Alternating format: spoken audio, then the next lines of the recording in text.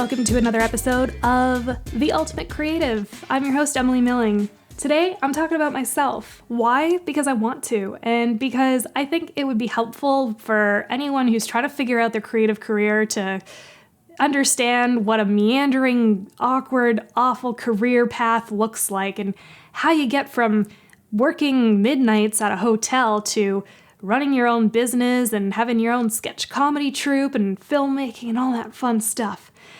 So when I was a kid, I wanted to be a filmmaker. That's all I wanted to do. And I spent so many hours just making short films with my friends. I had this really fun after-school club that I started in grade 8 because I watched the cartoon Home Movies. And I thought, oh, wouldn't it be fun to have my own home movies, just making shorts all the time, constantly.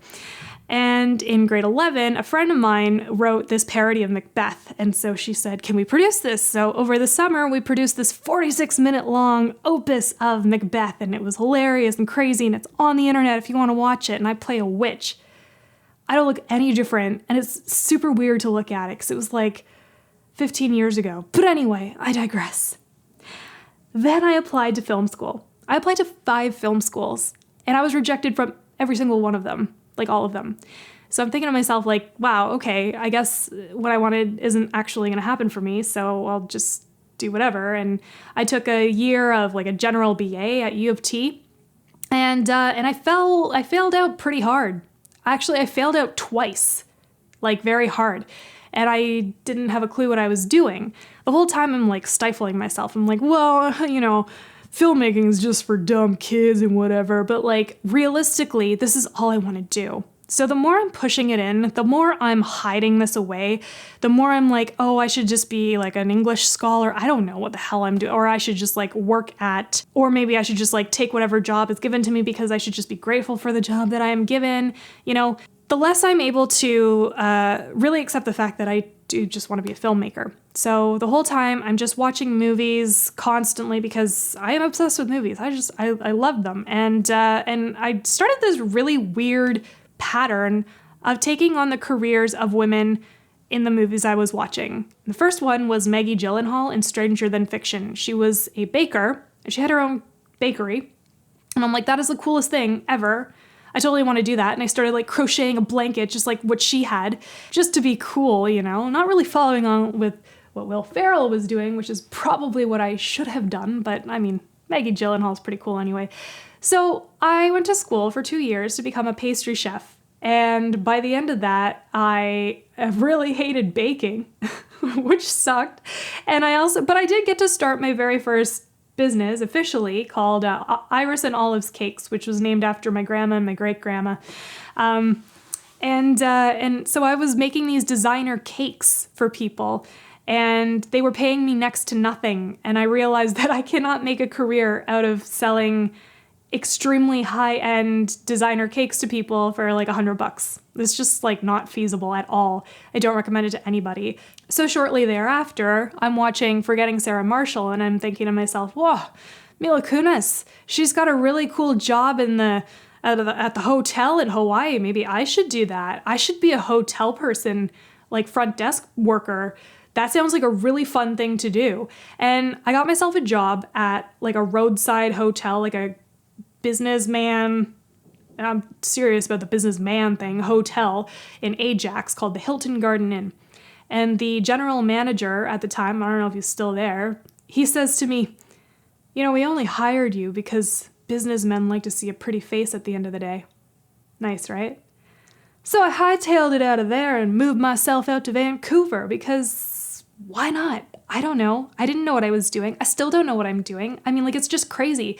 The whole time I'm feeling more and more depressed because I'm not doing anything creative anymore. And, but I did pick up the guitar. I picked up the guitar and I started teaching myself how to play.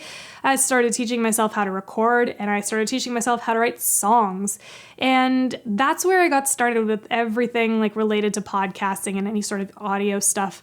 So that was, it was like a mixed bag, like on one hand, I've got this really fun creative thing happening and I'm trying to start a band and stuff because when am I ever not trying to start a band? If you want to start a band, give me a ring-a-ding-ding.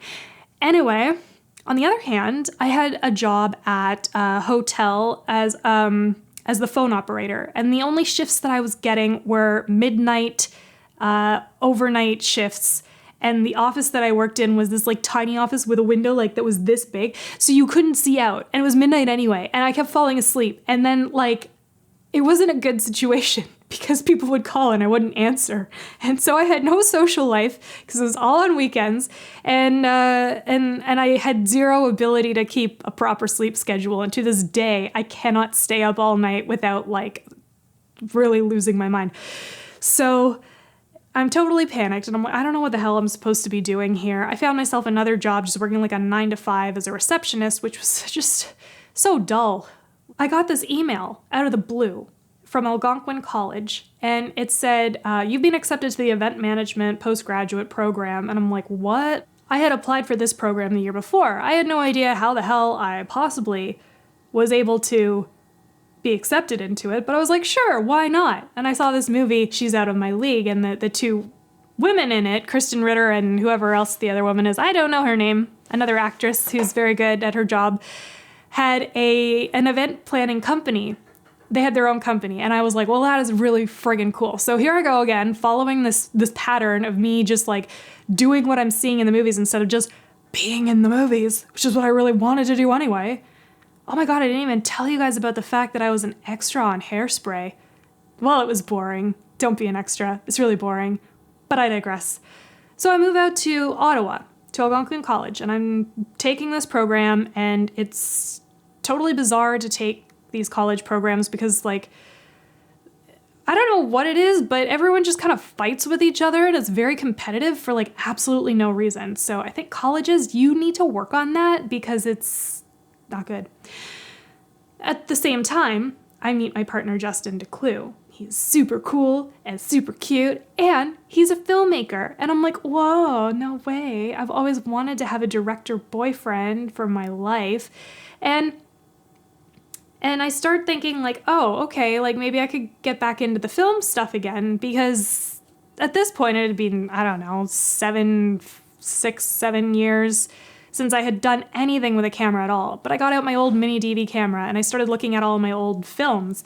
And I just started feeling really inspired again to do things. So he was working on Teddy Bomb and asked me if I would voice his ex-girlfriend in the film and then also write the score. I didn't know how to do either of those things. But the point is that if I hadn't just tried it out, then I never would have gotten to a point where we were working on a new film together a couple of years later. So after I'm finished this program, I moved to Toronto and I get a job as like a data entry clerk at an agency, and it's like the worst thing ever. I can't stand it.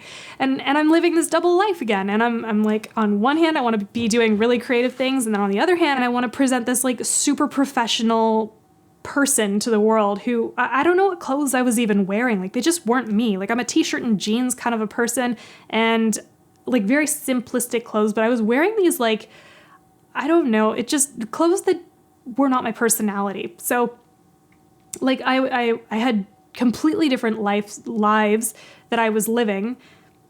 And the problem with that is that I was denying my ability to be a creative person. I was like, no, I can't do these certain things on film because if I do, then it's going to look bad to this company that I'm working for and I'm going to feel weird about it. And meanwhile, Justin's like, but why? Like, it's a funny idea. Why can't we just do it? And I'm like, well, I don't know. Because like, you know, I have to think about my career. And I'm like, I'm not thinking about the right career right now. I'm not thinking about the one that I really want to have. I was thinking about the one that I did have, you know, like dress for the career you want, whatever.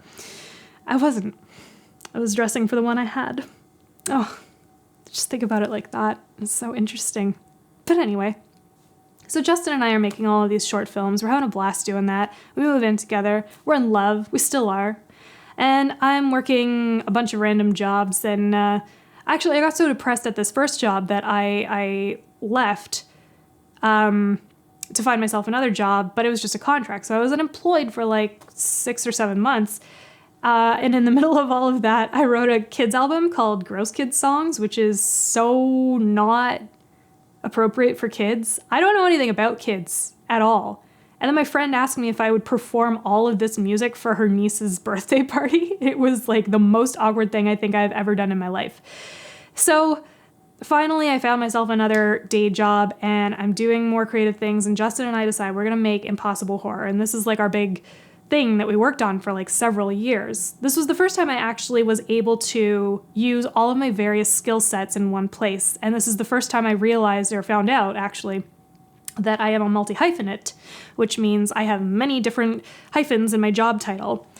So I was the producer, I was craft services, I was special effects, I acted in it, I wrote the music for it, I did the sound editing and the sound mixing, I did the PR and the promos, and I did all of this stuff, the crowdfunding campaign, everything.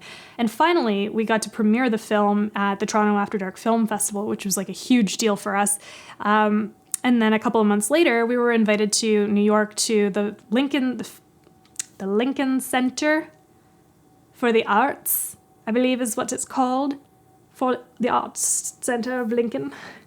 Anyway, they were doing a Scary Movies Film Festival and we were selected, which was just amazing. So think back to 17-year-old Emily who was like obsessively dreaming about living in New York and having a sexy director boyfriend who was amazing.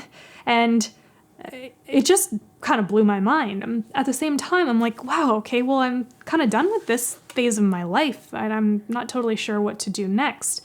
By this time, I had figured out how to make money for myself by freelancing, and I was building websites, so I didn't have to worry about this extra job just like holding me down all the time. I just had crazy clients calling me at all hours of the day, and then I figured out how to say no. That's a story for later. So I'm in New York and I'm treating myself to breakfast at Tiffany's, but I can't find Tiffany's and I guess it was under construction. I have no idea.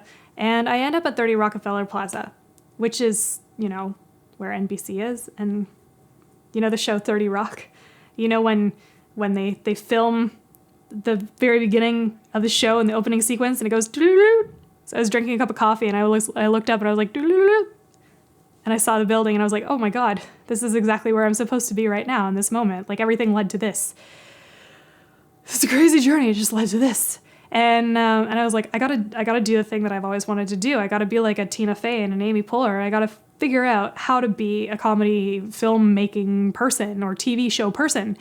And I immediately called the Second City Training Center in Toronto and booked myself in for the next available writing class.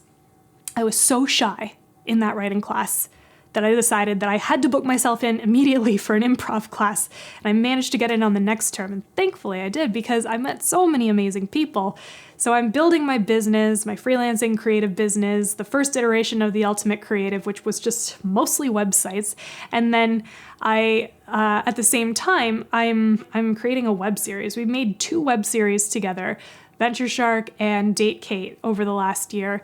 And like this, when you think about, if you knew how much work a thing was going to be, you probably wouldn't do it, right? I had zero clue how much work I was getting myself into, like absolutely none.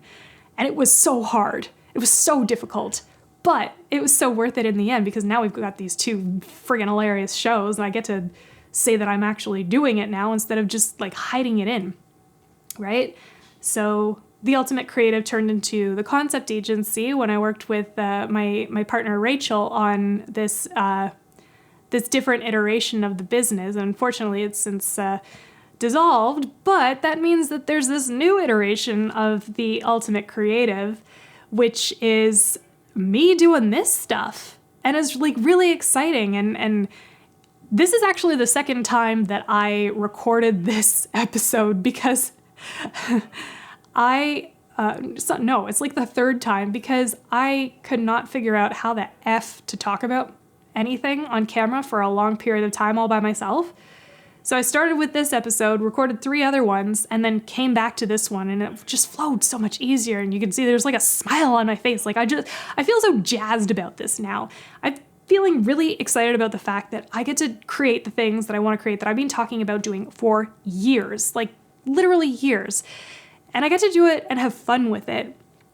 I'm feeling like the point of this story is that I didn't know what the hell I was doing for like the whole time I was alive. And now I still don't know, but I know a lot more. And And what I want to kind of impart with this whole story is that if you don't know what you're doing, and if you don't know what you want to be when you grow up, or whatever, and you're 32 and you're still trying to figure your shit out, it doesn't mean that you can't figure it out. It doesn't mean that you can't be or do so many different things. Like, you have so many different opportunities to do it. And if you think about the fact that we're all now stuck inside with this stupid coronavirus thing and we don't know what's coming next, if you have the opportunity to do something that you want to do, figure out a way to make it happen. Just figure out a way to make yourself do it. Check out my other episodes on how to be motivated and how to start something new, and also how to manage a multi-hyphenate career, because I think those will really help you to understand how to evolve your career, especially during this time where we're all stuck inside and can't really do anything. And I am 100% sure that despite the fact that you're not going to have a clue what you're doing, you're going to do a great job at it. I'm really excited to find out how you all make your careers, your creative careers. So if you have a story that you'd like to share, a creative career story you'd like to share, I'd love to talk about it on this podcast. So you can send me an email at emily@theultimatecreative.com or leave it in the comments section of this episode. I'm super excited to learn all about you and to encourage you on your creative career journey. And it's going to be a blast. I'm so excited. Thanks for listening. Thanks for watching. Have a fantastic day.